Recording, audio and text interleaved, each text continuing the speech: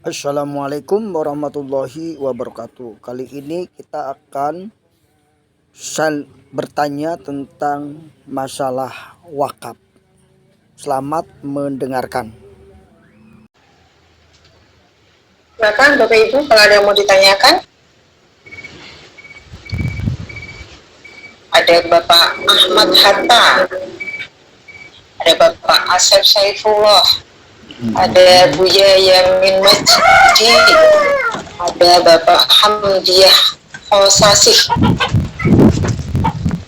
ada Bapak Duta Bahari, ada Bapak HM. Ya. Silakan Pak Hamdiah kalau ada yang mau ditanyakan nih, beliau buka video, mungkin ada yang mau ditanyakan Ustaz. Baik, selanjutnya apakah Bapak Yajid mau bertanya, Pak? Iya, Bu. Mau tanya nih. Pak Yajid dari Pandeglang ya. Assalamualaikum. Kalau mau bertanya bisa langsung di-unmute saja Bapak suaranya. Anyus sama sih. Oh, suaranya dibuka ya. Assalamualaikum warahmatullahi wabarakatuh. Waalaikumsalam warahmatullahi wabarakatuh. Silakan Pak. Izin bertanya terkait dengan wakaf berjangka itu tadi. Wakaf uang berjangka atau bagaimana itu? Kita pengen wakaf misalnya 1 tahun atau berapa bulan gitu. Kemudian uangnya diambil lagi atau bagaimana itu? Terima kasih. Assalamualaikum warahmatullahi wabarakatuh. Waalaikumsalam warahmatullahi wabarakatuh. Terima kasih Pak Yajid atas pertanyaannya, dan ini memang menarik karena ini hal baru ya Bapak Ibu ya, belum banyak mungkin dari lembaga-lembaga kita yang mengetahui terkait dengan informasi wakaf uang, utamanya tentang wakaf uang berjangka. Silakan Pak Eko bisa dibantu untuk penjelasan kembali terkait dengan wakaf uang berjangka. Oke, baik. Terima kasih banyak Ustadz Yajid ya dari Pandeglang.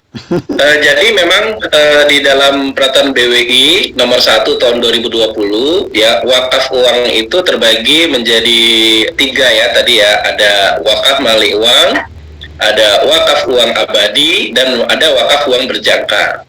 Nah, bagaimana dengan konsep wakaf uang berjangka? Nah, jadi kalau wakaf uang abadi itu kan orang wakaf misalnya 100 juta, ya udah 100 juta abadi selamanya ya. Nah, gitu ya, artinya abadi selamanya dan akan dikelola oleh nazir selamanya juga ya. Dan itu harus dijamin kelestariannya sampai hari kiamat.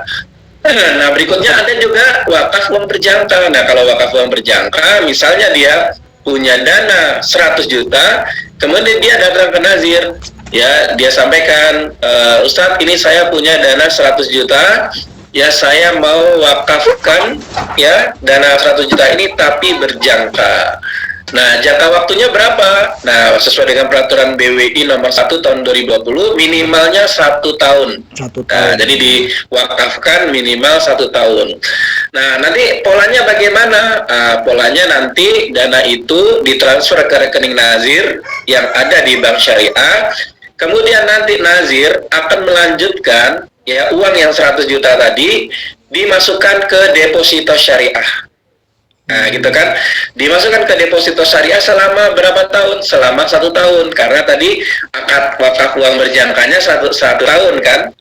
Nah, sehingga nanti dana itu langsung produktif, langsung masuk deposito 100 juta tadi. Nah, dari deposito 100 juta itu kan ada hasilnya. Nah, ada bagi hasilnya. Nah, bagi hasil ini disalurkan ke nazir ya. Nanti itu disalurkan ke mauquf alaihi. Nah, nazir berhak 10% ya dari hasil deposito tadi. Nah, begitu. Nah, jadi selama itu dimasukkan ke deposito dan selama masuk kategori wakaf uang berjangka, hasilnya itu disalurkan ke nazir ya, sebagai pengelola yang nanti bisa disalurkan kepada penerima manfaat. Nah, kalau tadi dalam konteks dunia pendidikan kita, mauquf alaihnya kan adalah lembaga pendidikan kita gitu ya. Nah, 10%-nya untuk nazir. Nah, kemudian nanti biasanya dibikin skema begini, 10% nazir, kemudian nanti misalnya berapa persen itu untuk pengelolaan ya, lembaga wakaf, berapa persen untuk support dunia pendidikan, misalnya 50% maksimalnya ya untuk dunia pendidikan. Nah, gitu. Nah, sehingga kalau misalnya itu satu orang itu ya wakaf uang berjangka, gimana kalau 10 orang? Nah, jadi ada 1 miliar kan? Dan nazir nggak pusing, kenapa? Karena masuk deposito, nah, gitu ya. Nah, tinggal nazir tinggal promosi aja ke masyarakat ya, daripada uangnya nganggur gitu ya di bank ya. Kemudian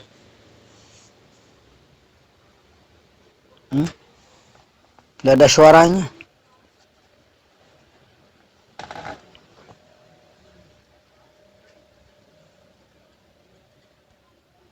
Nggak ada suaranya, Pak.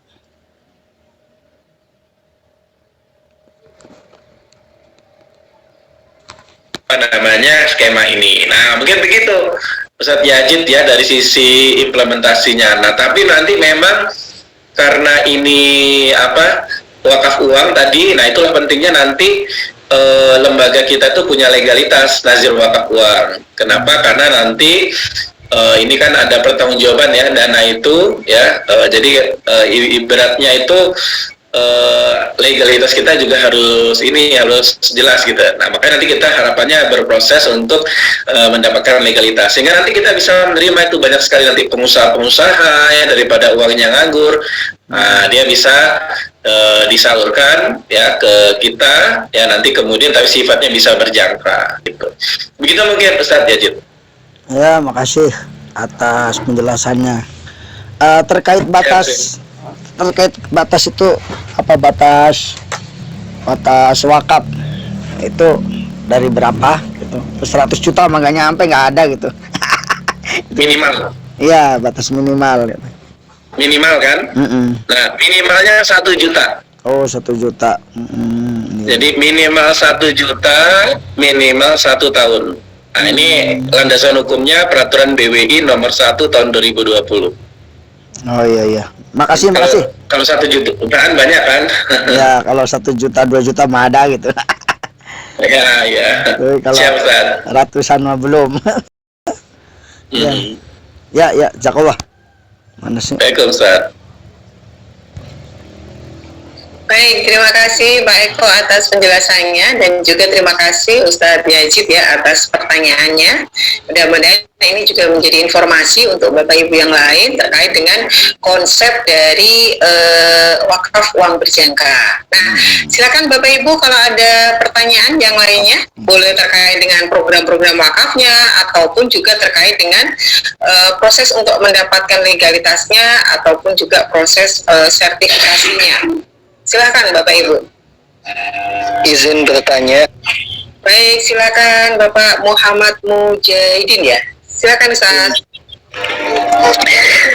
Apakah sama wakaf uang dengan wakaf barang?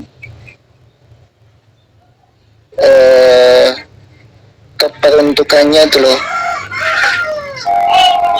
Apakah kalau barang kan memang nggak berubah, atau katakanlah tanah kan nggak berubah. Kalau uang itu kan apakah yang diwakafkan itu tetap atau nanti hanya diambil manfaatnya saja? Ya, terima kasih.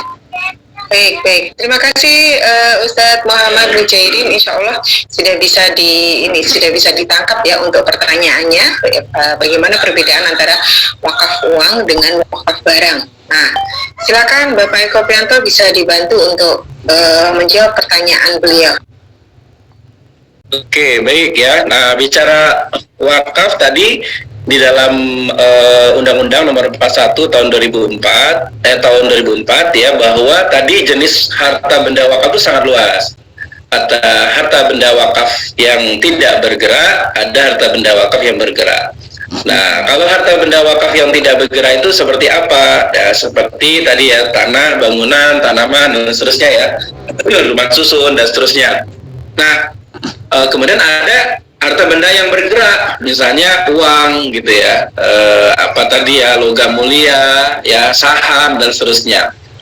Nah, apa bedanya? Ya, berarti sudah sangat jelas ya kalau dari sisi bedanya. Kalau wakaf tanah, ya berarti dia masyarakat mewakafkan tanahnya, yang kemudian nanti dipilihlah nazir nanti baik itu nazir perorangan ataupun lembaga, yang kemudian tanah itu berubah kepemilikannya dari milik pribadi kemudian menjadi milik Allah yang dikelola oleh nazir, yang nanti di situ sudah jelas peruntukannya.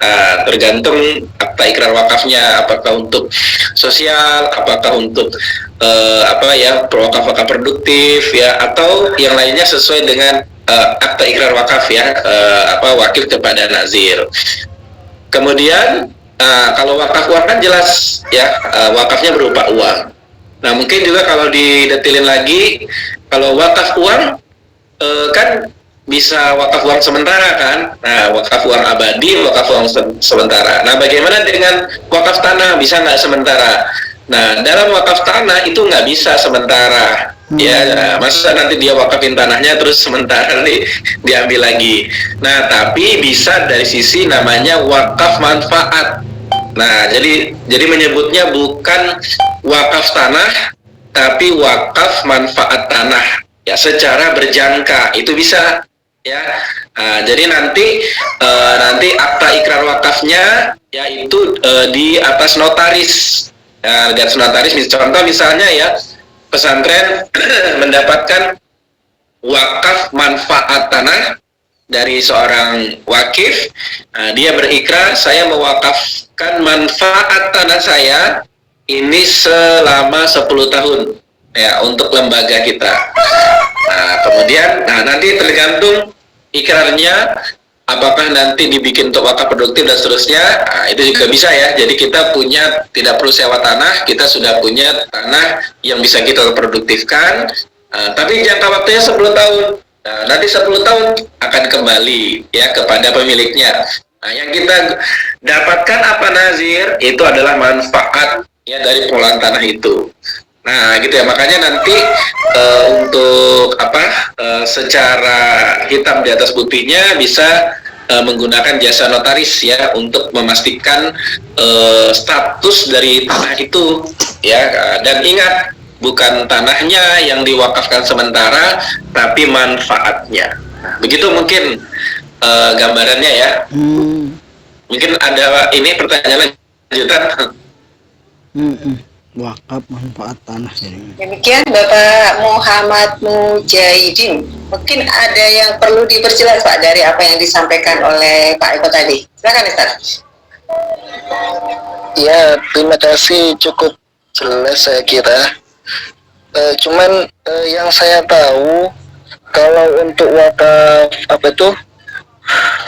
wakaf uang itu ada yang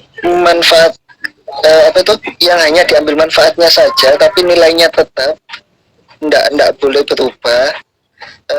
Tetapi ada juga yang berpendapat bahwasanya ya uang itu yang dikelola untuk dimanfaatkan. Itu. Terima kasih sebelumnya. Baik, terima kasih Ustaz Mujahidin. Mungkin dari Pak Eko mau nambahin atau sudah cukup? Silakan. Nah ya, kalau kaitannya dengan wakaf uang, ya ada namanya wakaf melalui uang. Nah kalau wakaf melalui uang tadi langsung ya digunakan itu uangnya. Misalnya kita bikin program wakaf melalui uang untuk pembebasan lahan. Nah maka orang menyerahkan uang ke nazir, yang nanti uang ini akan digunakan untuk membebaskan lahan. Nah akan tetapi uangnya ini hanya antara saja. Objek wakafnya bukan uangnya, tapi objek wakafnya adalah barang. Nah ini namanya wakaf melalui uang. Nah kemudian ada wakaf uang abadi. Nah kalau wakaf uang abadi, objek wakafnya itu uangnya. Nah maka uangnya harus dijamin kelestariannya, nggak boleh hilang. Nah kalau yang tadi yang harus dijamin kelestariannya itu barangnya ya, kalau wakaf melalui uang. Tapi kalau wakaf uang, yang harus dijamin kelestariannya itu uangnya. Nah uangnya inilah yang kemudian diambil manfaatnya. Dengan cara bagaimana? Dengan cara uangnya diproduktifkan.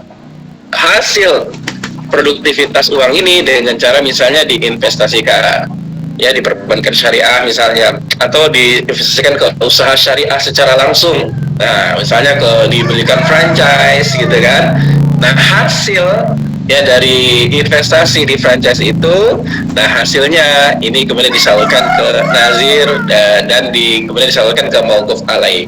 Nah, tapi nazir harus menjamin uangnya tadi harus tetap, ya pokoknya tadi tetap nggak boleh hilang uangnya. Nah, makanya nanti ada skema bahwa dana wakaf uang itu akan diinvestasikan misalnya selama 10 tahun. Maka selama 10 tahun itu nazir harus menjamin uang dana wakafnya kembali yang pertama, bahkan kalau bisa bertambah. Makanya nanti dalam pengelolaan wakaf uang itu ada skema namanya reinvestasi. Nah, makanya harapannya wakaf uang itu semakin lama kita kembangkan maka akan semakin bertambah. Nah, kira-kira begitu mungkin penjelasan detailnya tentang wakaf uang tadi. Terima kasih Ustaz. Ya, terima kasih Pak Eko, terima kasih juga Ustadz Muhammad Mujahidin atas pertanyaannya. Bapak Ibu, Alhamdulillah ini ternyata waktu juga sudah 14.35 ya. Saya buka satu lagi pertanyaan, sekiranya Bapak Ibu ada yang masih mau ditanyakan, boleh via Zoom atau boleh langsung bertanya Bapak Ibu. Dan pastikan Bapak Ibu yang hadir tapi belum presensi, silakan Bapak Ibu bisa presensi ya, supaya nanti dari admin Wakaf Mulia bisa mengirimkan materi dan juga materi seminar dan informasi ya terkait dengan program sertifikasi dan pendampingannya. Terakhir, sebelum kita tutup, kita akan mendengarkan closing statement dari Bapak Eko Priyanto terkait dengan inti dari apa yang disampaikan pada kesempatan siang hari ini. Kepada Bapak Eko Priyanto, kami persilahkan. Oke, baik Bapak Ibu, terima kasih banyak atas kehadirannya.